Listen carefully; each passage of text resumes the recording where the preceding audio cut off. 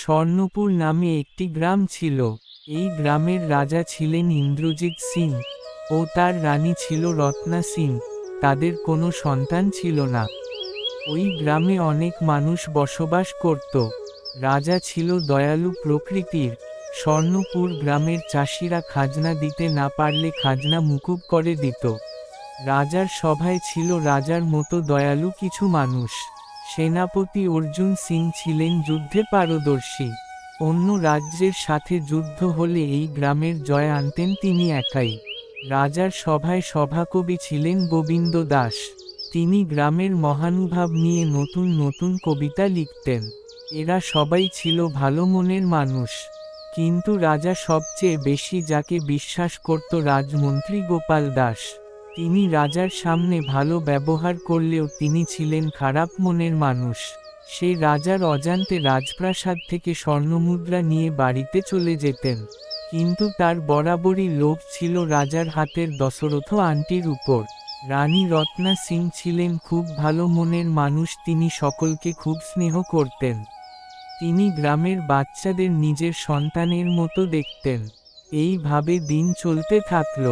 কিছুদিন পর রাজা হঠাৎ করে অসুস্থ হয়ে পড়ল। রাজার কাঁপুনি দিয়ে তীব্র জ্বর আসত। শরীর এতটাই খারাপ হয়ে গেল তিনি হয়ে গেলেন বিছানা শয্যা। তারপর রাজা রাজসভার দায়িত্ব কিছুদিন এর জন্য রানীকে দিলেন। রানী এরপর পাশের গ্রাম রূপাপুর থেকে একজন বৈদ্য আনার ব্যবস্থা করল। বৈদ্য এসে রাজাকে দেখল, দেখে কিছু ওষুধ দিল। একটা ওষুধ দিলেন যে ওষুধটা খেয়ে 3 দিন টানা ঘুমাবেন। রানীমা এতটাই ভেঙে পড়লেন যে রাজভার মন্ত্রীর হাতে তুলে দিলেন। এরপর বিভিন্ন সভাসদগণ রাজাকে একে একে দেখতে এলেন। কিন্তু যখন ঘরে কেউ ছিল না সেই সময়ে রাজাকে দেখতে এলেন মন্ত্রী গোপাল দাস। তার বরাবরই লোভ ছিল রাজার হাতের আংটির প্রতি। সেদিন রাজা মাথার ধারে আংটি খুলে ঘুমাচ্ছিলেন। সেই সময়ে মন্ত্রী আংটি চুরি করে নিঃশব্দে ঘর থেকে বেরিয়ে এলেন।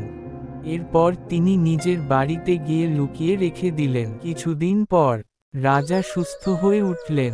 তিনি ঘুম থেকে উঠে দেখলেন আংটিটি সেখানে নেই।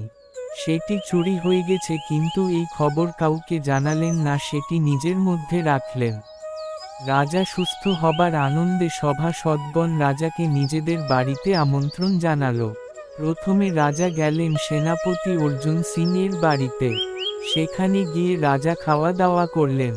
তার কিছুক্ষণের মধ্যে রাজা রাজপ্রাসাদ ফিরে এলেন। পরের দিন রাজা গেলেন তার সবচেয়ে প্রিয় গোপাল দাসের বাড়ি। গোপাল দাসের বাড়ির ভিতরটা ছিল খুব সুন্দর। গোপাল দাস ও তার স্ত্রী বাইরে যাবার পর রাজার লক্ষ্য গেল এক টেবিলের উপর। রাজা সেটাকে কাছে থেকে দেখার জন্য কাছে গেল। কাছে গিয়ে টেবিল এর ভিতরে দেখল তার প্রিয় আংটি, যেটা কিছুদিন আগে থেকে খুঁজে পাওয়া যাচ্ছিল না। এরপর রাজা ভারাক্রান্ত মন নিয়ে রাজপ্রাসাদ ফিরে এলেন। তারপর রাজা রাজসভায় সকলকে ডাকলেন এবং মন্ত্রীকে বহিষ্কার করলেন এবং মন্ত্রীর সাথে একজন সেনাকে পাঠালেন রাজার আংটি ফেরত আনার জন্য।